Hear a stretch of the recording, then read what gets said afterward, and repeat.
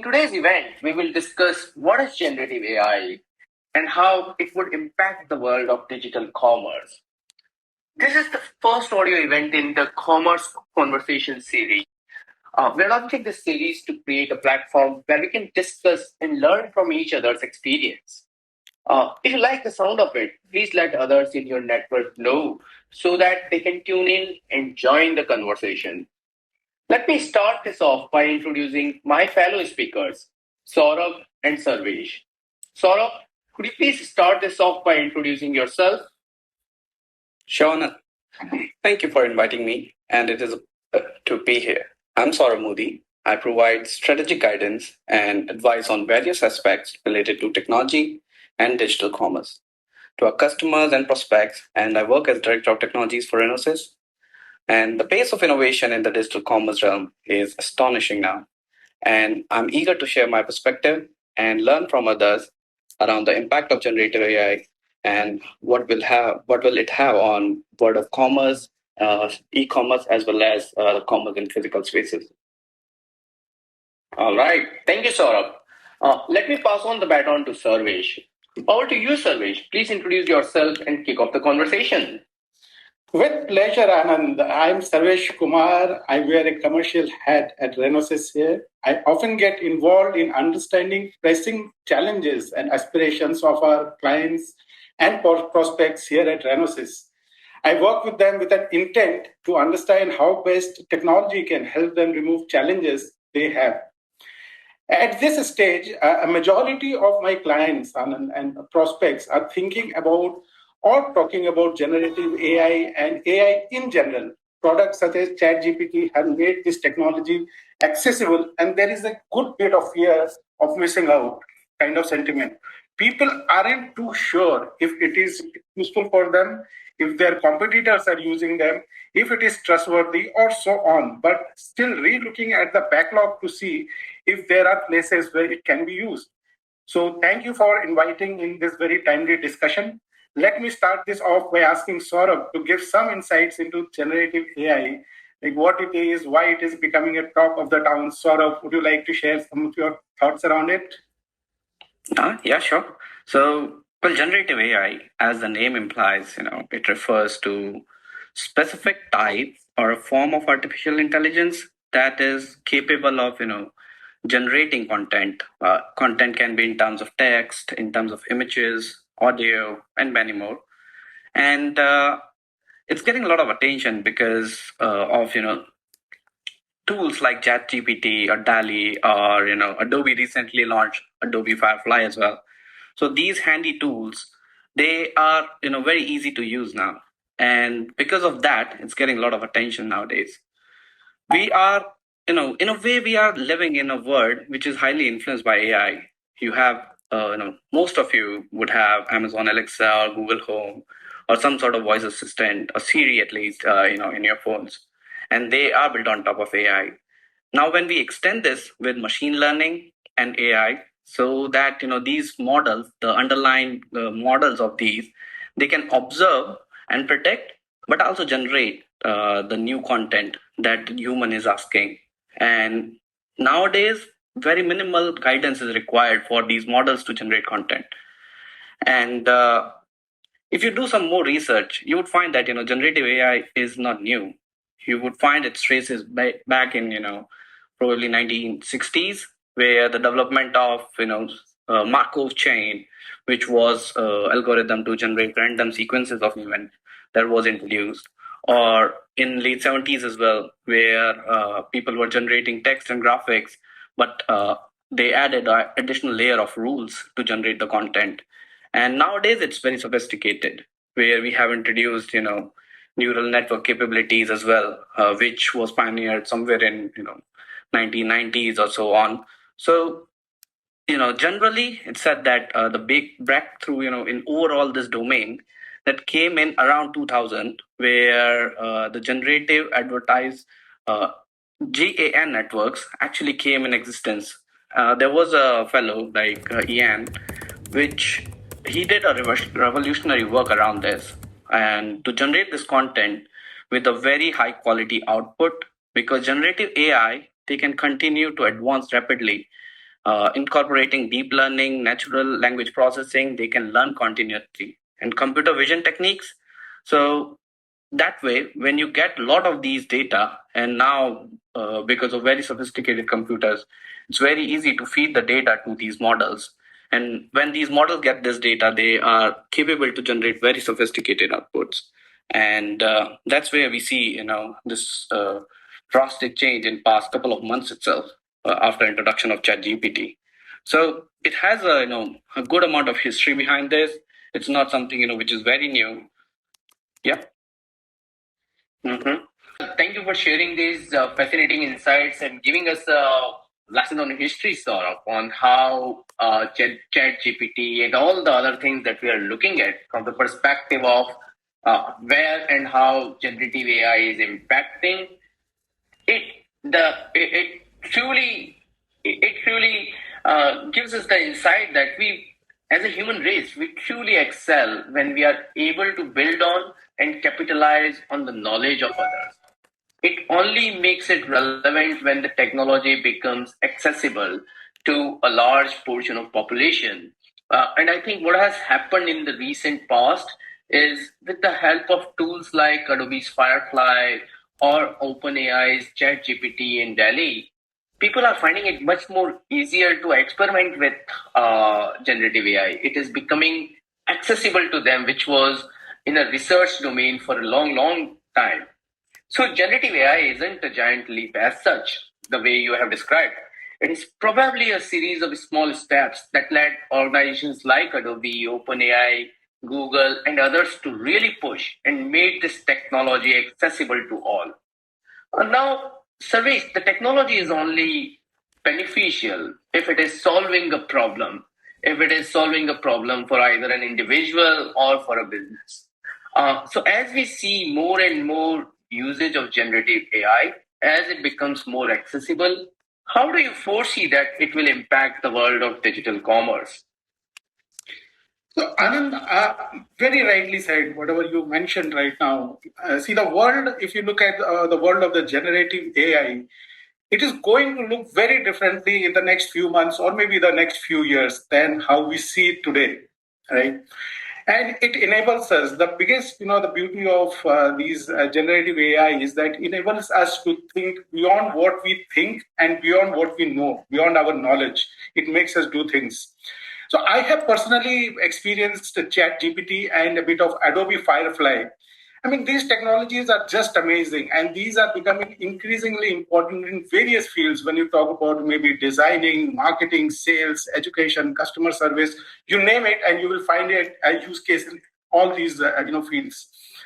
Gartner has predicted that by 2025, almost all the data that is generated by generative AI will amount to almost 10% of all the data that is generated. I mean, this is a huge number, and it is not too far away, just 2 years down the line.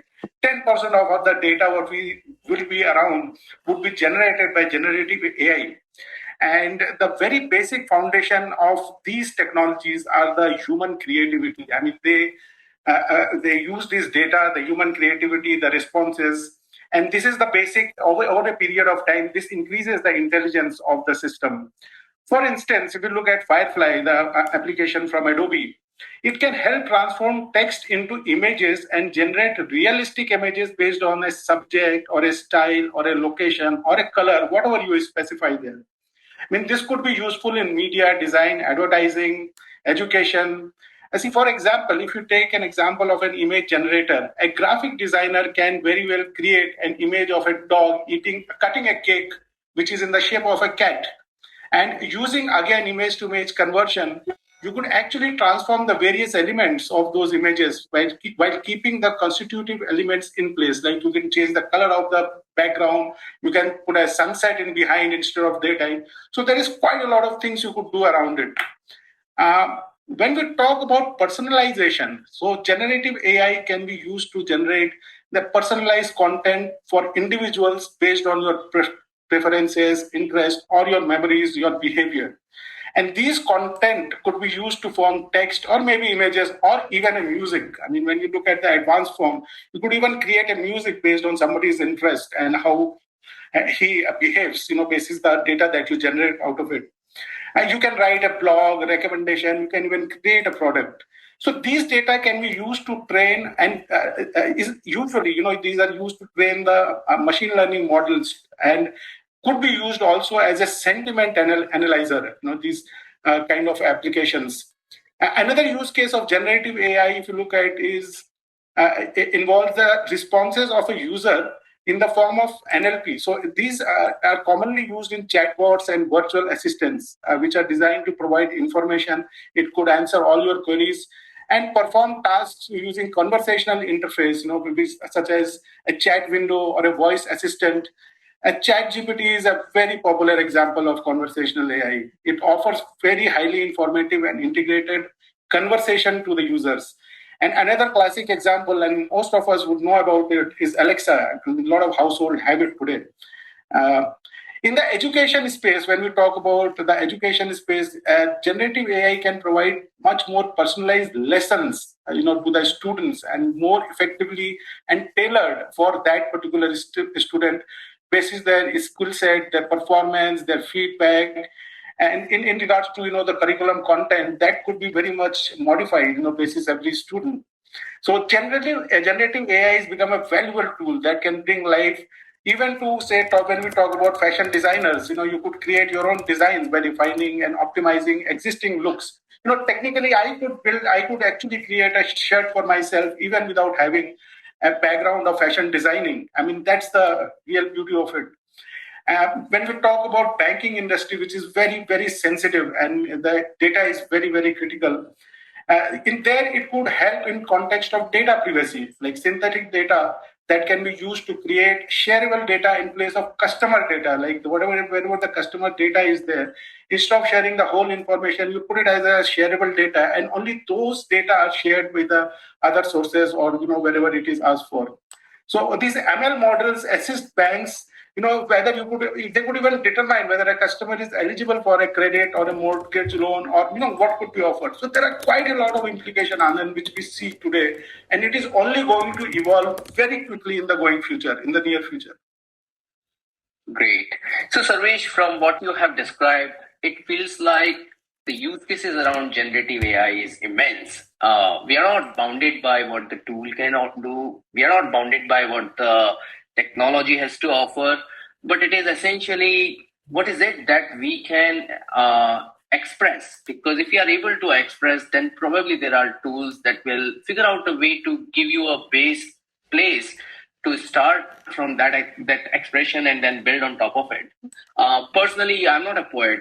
However, a couple of weeks back, when I was experimenting with ChatGPT, I asked it to write a poem, and it very easily it could produce a poem that was pretty impressive from my standard, right?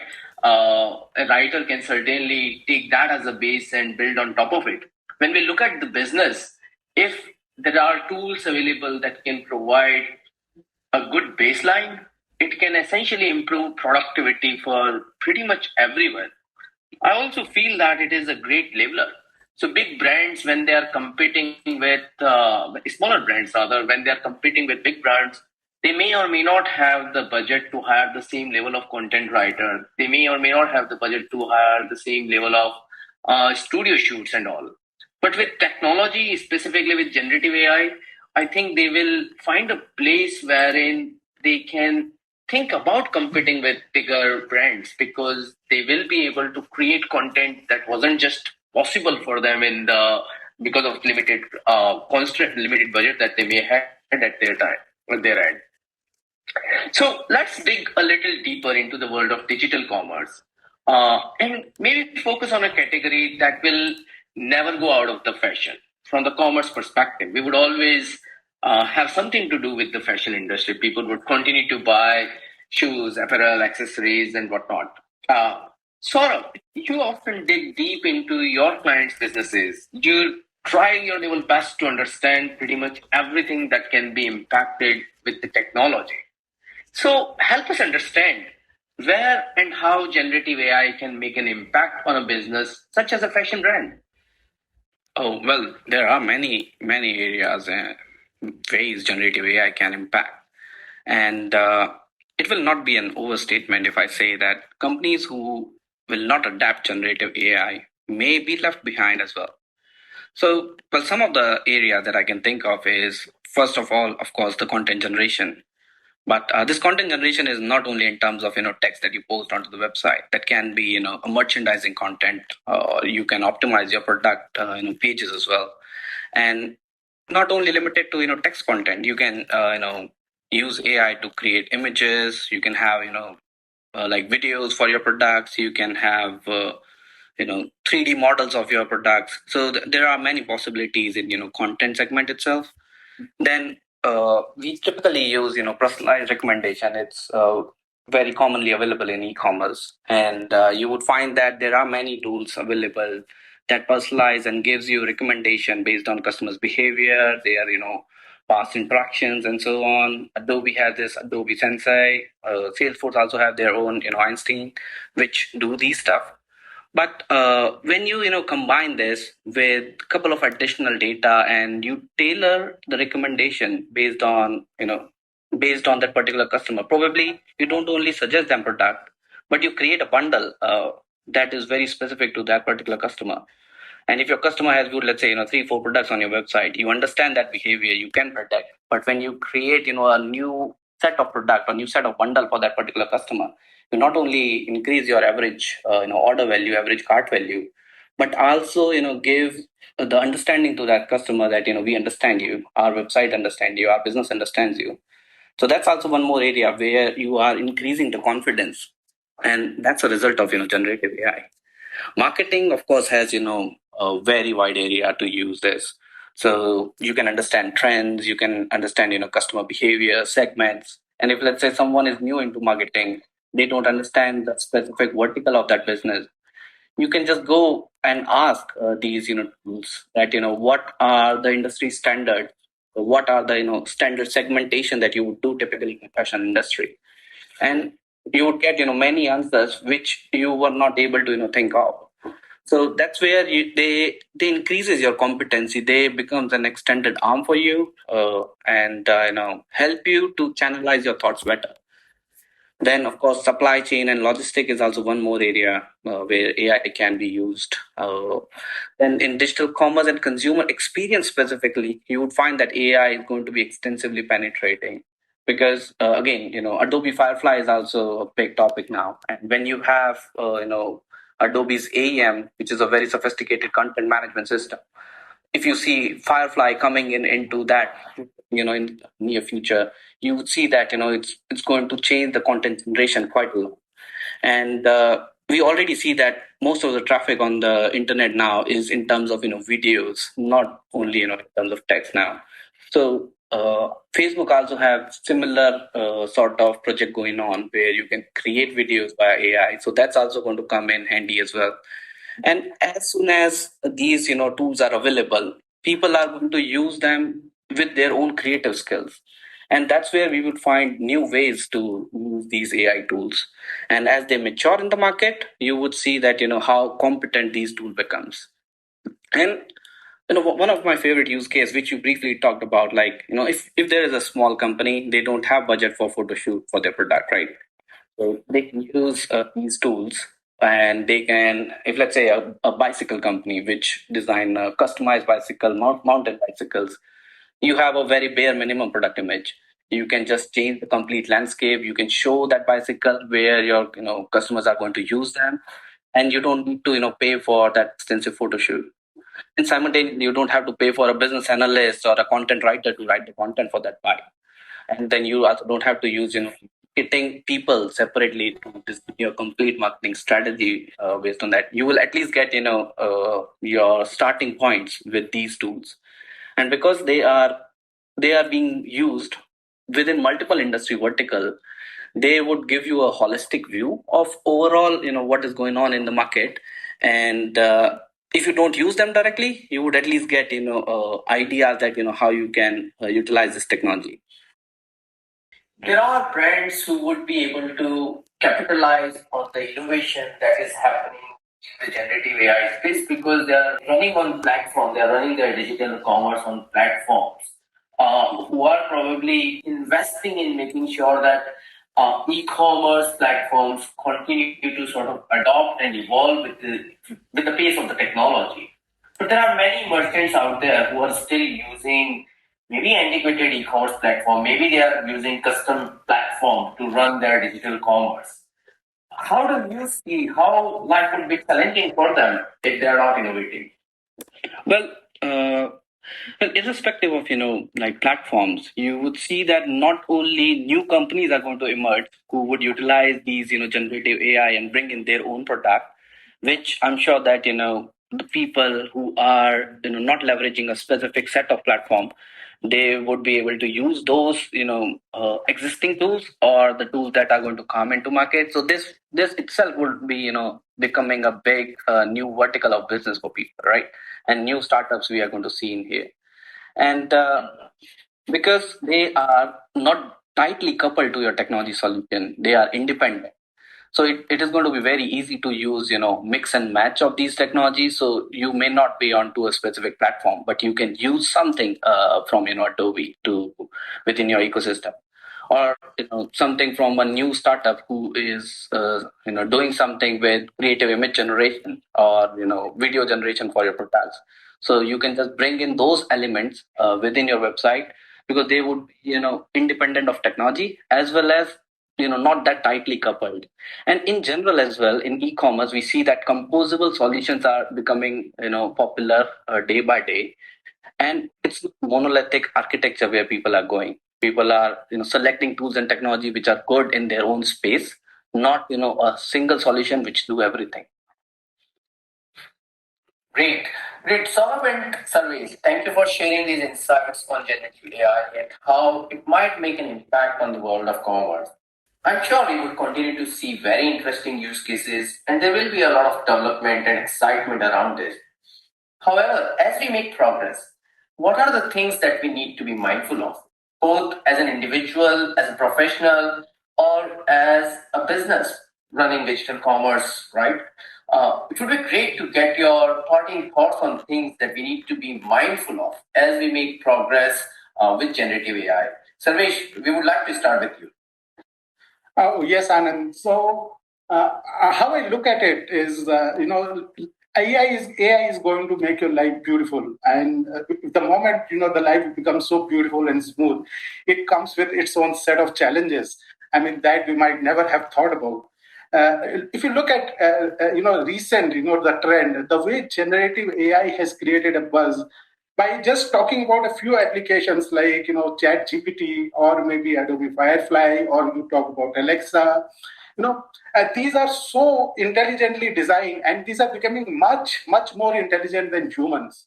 So when we talk about, like, say somebody asks me a question, how would I often qualify this? As maybe when I respond, I might be like very sure about answering that, 100% confident. I might not be aware about and I'm just making a guess. But there is quite a lot of sentiment that person who is listening to you can make out of you. But when we talk about these generative AI, all these applications, they are so confident. You can never even think they're even lying to you. They will never give you that line. They will have their own set of responses, and those the belief that you get to know is so true. What they give the feeling. So along with that comes the potential risk. And especially, talking about the copyright issues. I mean, there was a company which had banned AI generated content over liability concerns, over copyright infringement. And a lot of educators have raised against the plagiarism from Chat GPT, which a lot of cities have banned chatbots in the public schools. This raises a risk because there is a lot of misinformation that could be spread using these chatbots. The kind of sense of confidence they give it in front of their audience. So the informational page for ChatGPT explains that this is challenging because there is currently no source of truth, and that training the model to be more cautious causes it to decline questions that it can answer correctly. So it's not easy to even restrict them because then the real intelligence is going to fade away. A lack of explainability mechanism also affects image generators. A lot of times synthetic text to image generators learn from images which are scraped from the internet. Like there was a visual media company which sued a very popular AI art tool for using its images without proper licensing. And there are artists who have previously boycotted applications from AI generated images for replicating their style as a possible copyright infringement. And what happens is you are not very sure about where the source is coming in from, and that becomes a very, very challenging issue with people dealing with all these kind of infringement issues and copyright issues. Now all these ethics that we see has only started recently. All these discussions around the generative AI is related. It is a very new concept if you look at it, because the technology itself spread very fast in the past few months. You can say, and it has been accelerated by the release of different models, ChatGPT, OpenAI, and these are becoming very, very popular, among the public, among everybody globally, if you look at it. So, generally speaking, these generative AI could produce misleading, harmful, and misappropriate content in any context. It could be in the field of education, marketing. You talk about social engineering, which is a very, very, burning problem, and also poses a threat, to employment. A lot of people think these kind of generative AIs could even reduce the work that is required to, conduct for, achieving your goals. Right now, Saurabh mentioned a lot about how any company which is not having enough budget could create those images, create those content. Now, this becomes a very easy thing for them.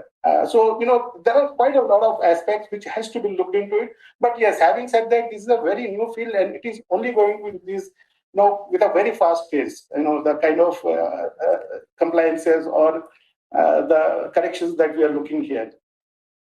Sure. Sarvesh, very valid point. And I think on the topic of unemployment, I would say that look, with every technology, there is always a risk that it would remove some of the jobs. But at the same time, I'm sure that any technology will also find a way to create new jobs. I mean, it has been going on for ages, and we have wheels that probably more people were required to do the same job, right? After the introduction of wheels of fire and all those kind of innovation, early stage innovation, people figured out a way to be more efficient, and with that efficiency, they figured out a way to create new industries, new ways of generate job and employment. But all the other risks, whether it is related to built-in bias in the models which are producing this content, or not even knowing that what is the source of this information, because it is no longer a search engine which is giving the ranking of various links based on what they have found on the internet and how many people are referring to it. It is inferring the content that is consumed by these models and producing a content based on that knowledge without having the ability to create the right reference around it. And I think there are organizations who would certainly be risk averse, and they would want to make sure that they only create or produce, you consume the content that is generated by organizations which are fit for the enterprises. I think of organizations like Microsoft, I think about organizations like Adobe, who have been generating content, who have been generating platforms and solutions for the consumption of other organizations. And I think people would find it easier to trust on the content generated by these platforms then maybe with other platforms and technologies, we may not be able to give this level of confidence that look, the underlying data which we have used to train is solid, it is free from bias, it is free from ethical dilemmas, and it is free from any copyright issues. I think those are the kind of content consumption we would see that will rely on most. So, Saurabh, you live in the world of technology. We talked about how many areas of business would be impacted, but at a personal level, how do you think it would impact people in the technology world? Well, as I was saying earlier, like I see AI right now as additional competencies. So, for example, in a typical project you see within any organization, you would have a project manager, and the project manager may have previous experience working in a specific industry vertical. And if he has been exposed to a different industry, you would have to know the nuances of that industry as well. And it's very easy to do those research via these generative tools when you're creating, your own project plan as a project manager, your risk mitigation plan or your communication plan, or if you are, directed towards a different, geography, then your previous experience as a project manager comes in. But within this new geography, you may need to take care of, a couple of additional things. So you can ask these AI tools to, give you templates and generate, these baseline plans for you, which I feel like are very handy. And and you can see this happening on all levels of roles as well as responsibilities. If I take, example of a developer which is very new and probably may not know much about the tools or technology he's working on, so he can use that, the generative AI tools to generate code for himself, as well as, get the idea that, what is the way of writing the code. We see technical debts are becoming now a big investment for these big mature companies. So you can use that to reduce your technical debts as well. Then if you see, from a different point of view, like a business analyst again. So for those guys, you may not have, either a complete technology knowledge or industry or a product knowledge. You can also use generative tools to, be your be your be your baseline tools to generate the basic facts and drafts. When you recommend something, you can, do your research and then base your research on top of, these generated tools, and produce a very good documented output, which was not, very easily feasible nowadays. And so it's like, increasing your competencies. If let's say I use some time to, write email as well, and the skills that I have to write email, the content that I get from, generative tools, they are, much better in terms of language, in terms of, the way I want to, communicate. So until unless you have this, quality to express your thought, you can use these tools to, improve your competency, as well as, help you to strong arm your ideas as well as your suggestion, and pass them to whoever is your consumer. Okay, so essentially, it is a tool that you can utilize to fill in the gap that you may have in the competencies. I may have an amazing way to express my ideas, but I may not have the right skills, for example, in Photoshop to put those ideas into a visual form. With AI, it can potentially fill that gap and have a start at it, right? So I think generative AI is certainly a very powerful technology. However, we do know that responsibility should also increase with the power. If technology is powerful, we should also be very responsible of how we are using this technology, and understand what are the limitations of it, understand what are the things that can potentially go wrong. So Sarvesh and Saurabh, we can go on and continue to talk about this topic, but in the interest of time, thank you for sharing your insights on this topic with all of us. I would also like to express my sincere gratitude to everyone who has tuned in. I sincerely hope that you found this conversation relevant.